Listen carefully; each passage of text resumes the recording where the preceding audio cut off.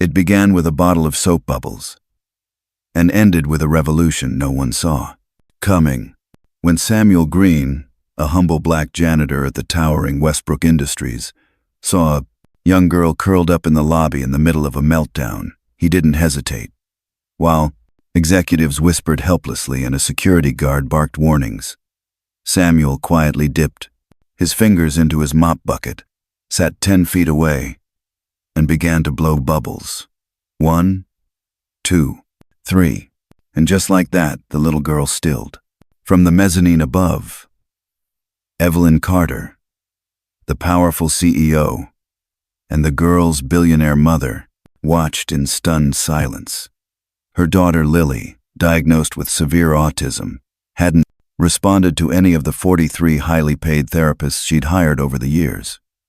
Yet here, she was calmed not by science, but by kindness, by a man everyone had overlooked. Evelyn demanded a meeting. She assumed Samuel had no credentials, but when he revealed his master's in educational psychology and background in special education, everything changed. He refused her job offer, not out of pride but principle. "Your daughter doesn't need another expert," he said gently. "She needs someone who sees her." That moment sparked a cascade of truths, confrontations, and ultimately justice, not just for Lily, but for hundreds of children like her. And it all started with bubbles and a man who refused to stay invisible. The next time Samuel Greene knocked on Evelyn Carter's penthouse door, he didn't come alone. Beside him stood his 6-year-old daughter, Maya, a quiet, observant teen with eyes that had seen more than most adults ever would. She carried a worn backpack filled with brushes, watercolors, and textured paper. When Evelyn opened the door, she raised an eyebrow. "She's 16, she said, her voice tinged with doubt. "Lily is only 8. "Exactly," Samuel replied calmly. "Sometimes the right kind of distance makes the space safer. Maya isn't a therapist. She's a bridge." Maya smiled politely. "Hello, Mrs. Carter. My dad told me a little about Lily. I brought a few things I thought she might enjoy." Evelyn didn't respond. She simply stepped aside. Inside, Lily sat in her usual place, huddled in the corner of her room, her back to the door, rocking slightly. Maya didn't flinch. She simply knelt on the floor a few feet away and began unpacking her paints. She didn't ask Lily any questions. She didn't demand attention. She simply began to paint. "This one," Maya whispered gently, "is sky blue. It reminds me of a quiet afternoon." Evelyn stood silently at the doorway, unsure whether to intervene or leave. "Yellow is my favorite," Maya continued, mixing pigments slowly. "It's like the sun, giggling." There was a pause. Then something miraculous happened. "Orange," came a whisper. Evelyn blinked, unsure if she had imagined it. Maya turned her head slightly. "Orange is what happens when red and yellow dance together." Lily crawled forward, slowly, carefully, and picked up a brush. Samuel, watching from behind, caught Evelyn's eyes, but said nothing. He knew this moment wasn't his to interrupt. Maya and Lily painted side by side for over an hour. No meltdowns, no screams, just colors, movement, and soft storytelling about what each hue meant. Maya never rushed. She let Lily lead. For the first time in years, Evelyn Carter saw her daughter not as a puzzle to be solved, but as a human being who simply spoke a different emotional language. Later that afternoon, the intercom buzzed. Evelyn had forgotten that Dr. Harrison Blake, the elite $15,000 a session therapist, was scheduled to arrive. He breezed in, full of self-importance, barely noticing Samuel or Maya. "And how is our little Lily today?" he asked with patronizing cheer, eyes scanning the room, until they landed on Maya and Samuel. "Who are they?" "They're helping her," Evelyn replied. Blake scoffed. "Helping? That's extremely irresponsible. You're letting untrained civilians interact with a child in need of specialized care. Samuel stood up slowly. Actually, I was a special education teacher for 17 years. Master's in educational psychology. And Maya isn't treating Lily, she's connecting. Blake's condescension hardened into anger. This is not how proper therapy works. If you want to continue my services, I think we're done, Evelyn cut in, surprising even herself. Blake's jaw tensed. When this little experiment fails, don't come crawling back. But it didn't fail. In fact, over the following days, Lily began painting daily. She smiled. She reached for Maya's hand, and when Maya showed her how to mix pink and violet, Lily whispered, "That's what love looks like." Evelyn couldn't remember the last time her daughter had smiled like that. That night, after Maya and Samuel had left, Evelyn stared out at the city skyline and whispered to herself, "All the degrees, all the doctors, and it took a janitor's daughter to bring color back into my child's world." She was beginning to understand. Healing doesn't always wear a lab coat. Sometimes it walks in quietly with a backpack full of brushes and sits on the floor. And that's when everything began to change, not just for Lily, but for Evelyn too. 3 days after Lily whispered her first word in months, Samuel Greene walked into the conference room of Westbrook Industries, not in his janitor uniform, but in a modest suit, tie, holding a leather briefcase. His calm demeanor contrasted sharply with the tension that filled the room. Seated at the long table were medical professionals, legal advisors, and board professionals, members summoned for an emergency meeting. At the head sat Evelyn Carter, CEO, and mother to Lily. The meeting had been called by Dr. Harrison Blake, the high-profile therapist whose expensive sessions had yielded no progress for Lily or for dozens of other children under his care. "This is absurd," Blake spat, slamming a stack of papers on the glass table. "We are risking this company's reputation by allowing unqualified outsiders to interfere in specialized treatment. Soap bubbles and story painting are not recognized medical interventions." Before Evelyn could respond, the door opened again. "I asked him to attend," a calm voice interjected. All eyes turned to the woman entering behind Samuel, Dr. Rachel Kim, editor-in-chief of GREAT, the Journal of Child Psychology. A respected figure in the psychiatric community, her presence sent a ripple through the room. Samuel opened his briefcase and placed a thick file on the table. "I appreciate the opportunity to speak today," he began, voice steady. "For 4 years, I worked the night shift in this building. I saw things, heard things, not meant for janitors' ears. But I listened. I observed. And eventually, I started documenting." He slid several sheets of paper across the table toward Evelyn. "These are copies of Dr. Blake's session reports on Lily 18 months worth. Notice anything?" Evelyn scanned them. Her eyes narrowed. "They're identical. Just different dates." Samuel nodded. "Copy-pasted reports. No personalization, no updates, no meaningful observations. Just recycled paperwork submitted to justify billing $15,000 per session." Blake's face flushed. "This is a violation of privacy." "No," Dr. Kim said firmly. "This is documentation of medical fraud, and it's not the only case." Samuel reached for another folder. "Dr. Foster," he said, turning toward the child psychiatrist, seated nearby, "here are transcripts of your phone conversations, recorded unintentionally by office intercoms and cleaning systems, discussing how to prolong treatment for high-paying clients." Dr. Foster stood abruptly, knocking over her chair. "This is illegal. I will sue." "With what reputation?" Dr. Kim asked coldly.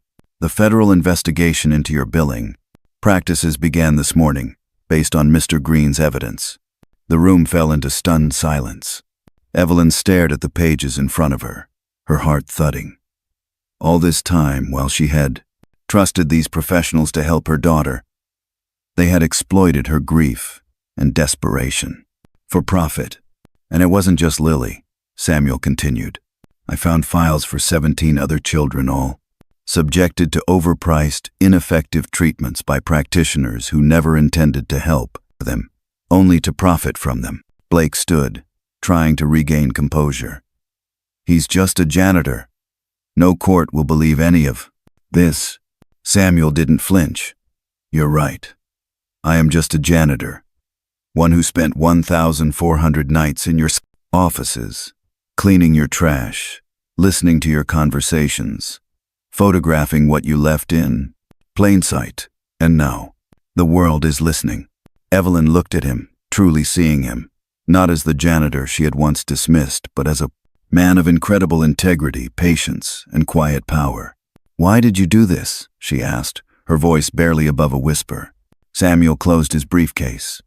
Because Lily deserved someone who would fight for her. And because people like you, Mrs. Carter, don't often get told the truth. I've watched this system from the ground up. And today, I'm done being invisible. That day marked the end of an era for Evelyn and for dozens of families who had trusted credentials over compassion. But it was also the beginning of a new movement. One built, not on arrogance, but on connection. And it started with a janitor who dared to speak. 6 months after Samuel Greene exposed the exploitation behind elite autism therapy, everything had changed. Where once Evelyn Carter sat at the head of Westbrook Industries' glass-walled boardroom, commanding corporate takeovers and quarterly profits, she now stood on community center, stages in denim and sneakers, speaking not to investors, but to parents. Parents who, like her, had once believed that help had to be expensive to be effective. Beside her, always, was Samuel Greene, no longer a janitor but co-founder of the Williams Carter Foundation for Neurodiverse Inclusion.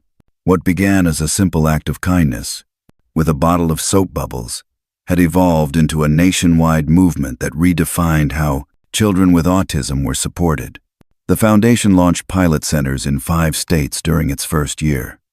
Within 3 months, the results were undeniable. Over 80% of children showed measurable emotional engagement and self-expression, often for the first time. The secret wasn't cutting-edge technology or billion-dollar funding. It was empathy, patience, and human connection values Samuel had, lived by long before anyone gave him a platform. Zoe Greene, Samuel's 7-year-old daughter, had also become an unexpected force in the Prejudice movement. Her speech to Congress, delivered with quiet conviction, led to the passage of the Cordola Alternative Therapy Access Act, a federal law guaranteeing funding for non-traditional therapy programs in public health systems. Lawmakers didn't just hear her words, they saw the evidence. Her friendship with Lily Carter had helped unlock a little girl's world. At 12, Lily now painted expressive abstract art. Her pieces sold at galleries across New York. All proceeds went to scholarships for neurodiverse children. Her first painting? A swirl of canned blue, yellow, and orange, titled When Colors Started Talking. Samuel, who once mopped corporate floors unnoticed, now spoke to packed auditoriums of educators, therapists, and caregivers. At the National Autism Congress, he received a standing ovation from over 3,000 mental health professionals. Lily introduced him, proudly, holding a microphone with a pink ribbon. My name is Lily, she said, and this is Daddy Samuel. He taught me that being different isn't wrong, it's beautiful. As applause thundered, Evelyn sat in the front row, her hands trembling, not from nerves, but from awe. The woman who once tried to fix her daughter with money now understood something deeper. Love wasn't a protocol, and connection couldn't be bought. She had stepped down from her role as CEO and donated $30 million of her personal fortune to fund inclusion centers in 16 states. In an ironic twist, the Wall Street Journal featured her on the front page with the headline, From Corner Office to Carpet Squares, How One CEO Found Leadership on the Floor. Even academia took notice.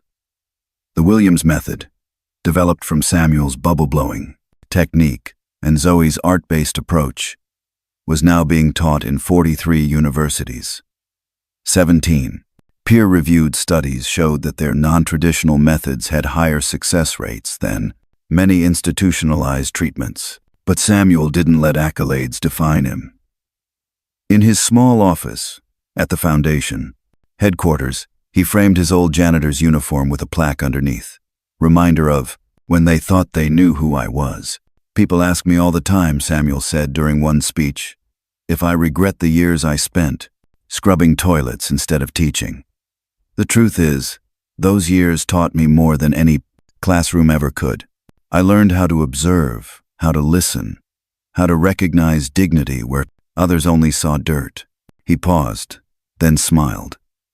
Turns out, janitors see everything. That night, as the gala dinner wrapped up, Evelyn turned to him. Do you know when everything changed? Samuel raised an eyebrow.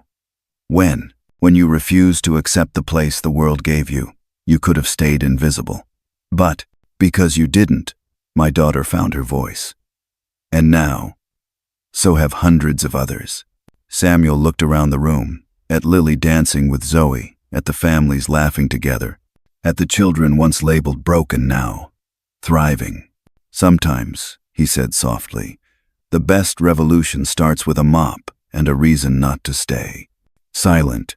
It's strange how justice often arrives silently, without fanfare, without warning, only the sound of doors quietly closing on those who once held unchecked power. For Dr. Harrison Blake and Dr. Linda Foster, the reckoning came fast and brutal. Once hailed as elite professionals, they now found themselves disgraced, stripped of their licenses, and facing millions of dollars in malpractice lawsuits. The fraud Samuel Greene had uncovered, copy-pasted reports, extended treatments for profit, falsified progress notes, had not only ruined their reputations but destroyed a trust system they had exploited for years. Dr. Blake now worked in a cramped office in Newark, selling life insurance over the phone. The man who once charged $15,000 an hour for therapy sessions now earned barely enough to cover rent. His voice, once commanding in medical boardrooms, was reduced to reading from sales scripts, hoping someone on the other end wouldn't hang up. Dr. Foster didn't fare better. She moved to rural Montana under a different name, driving for ride-share services to survive. At gas stations and grocery stores, she avoided eye contact with strangers, terrified that someone might recognize her from the expos that had gone viral months ago. The janitor who saved 237 children. But even worse than the financial losses was the echoing emptiness left behind. Realization that all their degrees, titles, and fees had meant nothing when compared to the quiet, consistent care of a man no one had taken seriously. Meanwhile, Samuel Greene's name had become synonymous with hope. The Williams Carter Foundation continued to grow, now supporting over 40 inclusion centers across the country. More than 500 educators had been trained in the Williams method, which emphasized empathy, creativity, and emotional presence over rigid routines and textbook strategies. It was a movement fueled not by clinical coldness, but by human warmth. At a national education forum in Washington, D.C., Samuel took the stage once again, this time beside Zoe and Lily. Reporters gathered, flashing cameras. Lawmakers leaned in, attentive. But Samuel didn't read from a speech. He simply held up Lily's latest painting and abstract swirl of deep red, violet, and orange. She calls this one Whispers Can Be Loud, he said. It's about the quiet moments when someone finally understands you. The room went silent. Dozens of educators and parents wiped their eyes. And then came a surprise none had expected. From the back of the auditorium, a figure slowly approached the stage. It was Dr. Blake. Pale, thinner, eyes tired but genuine. He stepped up to the microphone beside Samuel. I was wrong, he said simply. I forgot what this work was supposed to be about. I treated children like puzzles to be solved, not people to be known. And I treated you, Mr. Greene, like you didn't belong in the room. but you were the only one who truly did." Gasps rippled through the crowd. Samuel, calmly, nodded once. "Apology doesn't undo harm," he said gently, "but it's a start." That single moment broadcast live became a viral sensation. Not because it was dramatic, but because it was honest. The footage of a fallen expert admitting failure, and of a janitor accepting it without bitterness, reminded the world that redemption was possible, but only when truth was fully embraced. Back at the Foundation's New York headquarters, Samuel framed the transcript of that event on his wall. Beneath it, he inscribed a single line: "The system changed not when we shouted, but when someone finally listened." Evelyn Carter would later say that was the day the movement became unstoppable. Politicians introduced bills, universities revised curriculums, parents demanded more holistic approaches to education and therapy. But for Samuel, none of that compared to the moment when Lily, now thriving at 13, ran to Samuel him after school and shouted, "Daddy Samuel, I sold another painting today. And guess what? I used colors we haven't even named yet." Samuel knelt and smiled. "Then let's name them together." 3 years after Samuel Greene blew soap bubbles across the marble lobby of Westbrook Industries, the world looked very different. For him, for Lily, and for the thousands who followed in their footsteps. The Williams Carter Foundation had grown into a national movement. Inclusion centers now dotted the map in 22 states, each one a sanctuary for neurodiverse children who had once been cast aside by traditional systems. University research poured in, confirming what Samuel had known instinctively all along. When you stop trying to fix a child and start seeing them, miracles happen. But for Samuel, the greatest reward wasn't in statistics or headlines. It was Lily. Now 12 years old, Lily Carter was almost unrecognizable from the silent, frightened child who once rocked herself in a corner. She spoke fluently. She painted boldly. She laughed without fear. Her artwork was displayed in galleries across New York City, bold swirls of emotion and color, each one titled with her own poetic language. At a fundraising gala held at the Metropolitan Museum of Art, Lily stood proudly on stage, her fingers stained with pink, yellow, and blue. She held a microphone decorated with glitter and rhinestones. The room, filled with donors, educators, and lawmakers, fell silent as she wanted on. Spoke. "My name is Lily Carter," she said, her voice clear, "and this is my family." She turned and pointed to Evelyn, her mother now smiling through tears, and then to Zoe and Samuel, standing beside her in simple black suits. "People used to say I was broken," Lily continued. "They were wrong. I just speak a different language." And Daddy Samuel was the first person who listened. The audience rose in applause, many of them openly crying. Reporters scribbled notes. Hashtags like #LilySpeaks and #ListenFirst began trending within the hour. After the gala, as the city lights flickered across the skyline, Evelyn and Samuel stood on the museum's rooftop, watching Lily dance beside Zoe in her paint-stained dress. "You know," Evelyn said softly, "when I think about everything we've built, the laws, the centers, the programs, I'm proud. But nothing compares to that child's smile." Samuel nodded, his eyes misting. "She called me Daddy Samuel before she ever called you Mom," he said with a gentle laugh. "And I didn't even mind," Evelyn replied, reaching for his hand. They stood in silence for a long moment. Then Samuel spoke, his voice quiet but firm. "Do you know what changed everything?" he asked. Evelyn looked at him. "Tell me." "You refused to let someone else define who you were. You could have stayed the woman who measured love by price tags and progress reports. I could have stayed the janitor with a mop and a notebook, but we both chose something different." She nodded. "We chose to listen." "That's it," Samuel said. "The revolution didn't start with a lawsuit or a law.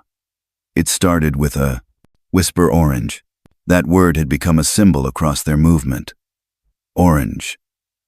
The color that Lily had, spoken when she saw Zoe mix red and yellow, the moment she had emerged from silence. Today, the Williams method was taught in dozens of universities.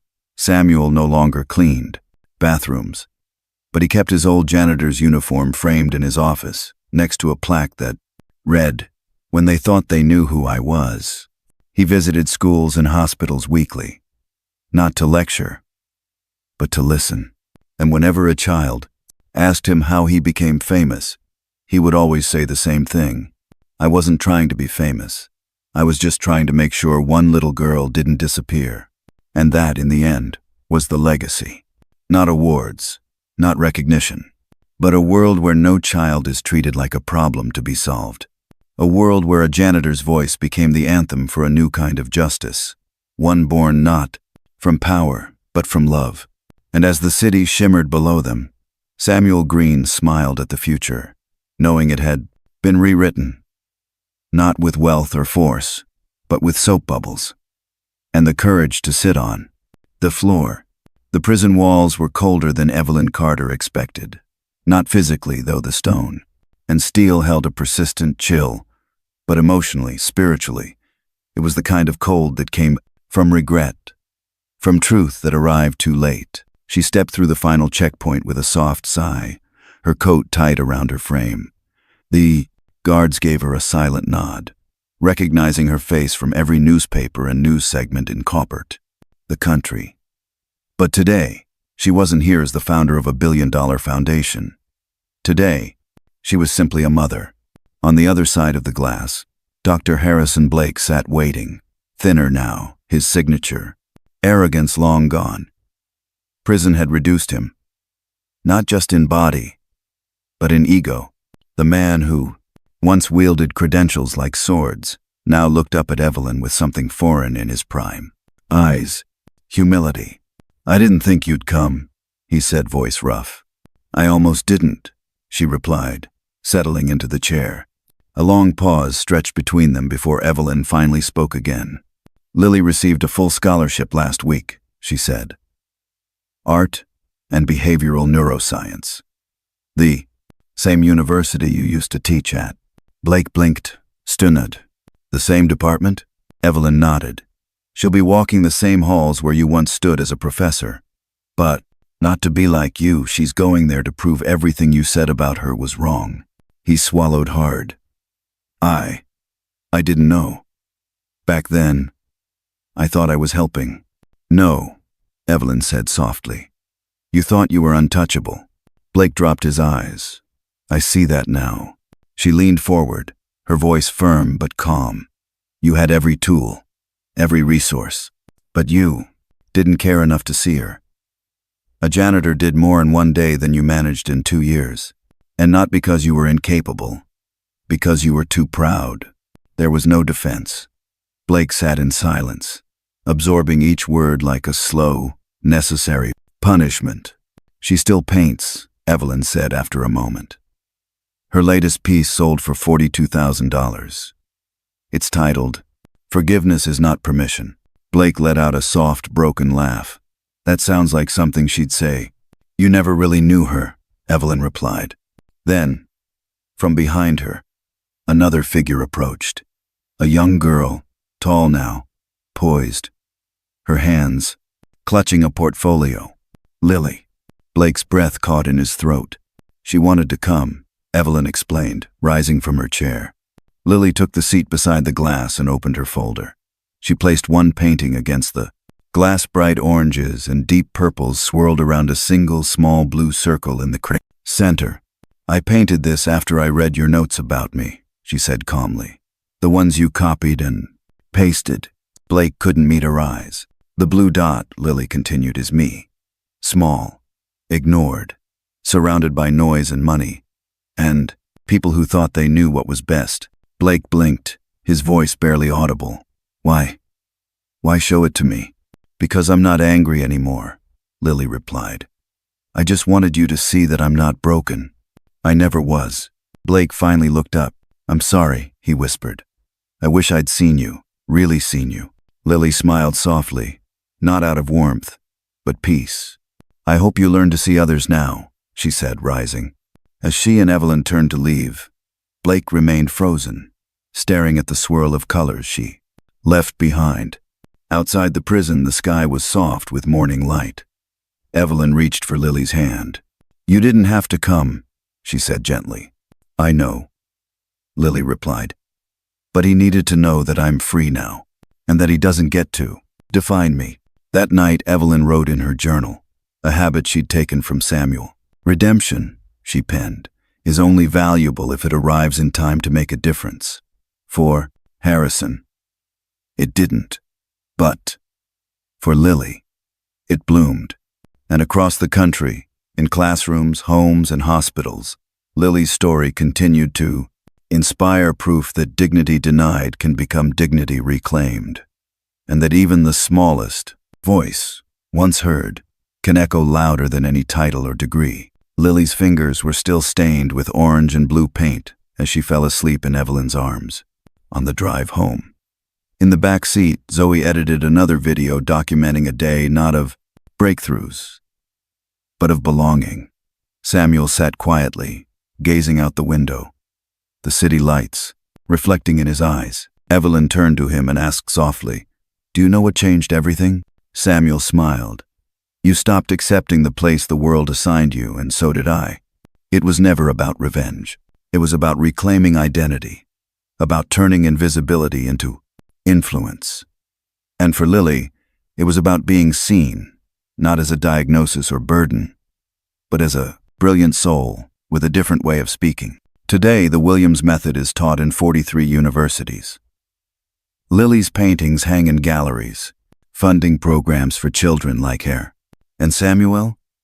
He never mopped another floor again, but he kept his janitor's uniform framed in his office with a plaque that reads, "Reminder of when they thought they knew who I was." True change begins when we refuse to accept the roles others force on us. You are not limited by your job, your silence, or their labels. Like Samuel, your quiet strength could be the start of someone else's healing.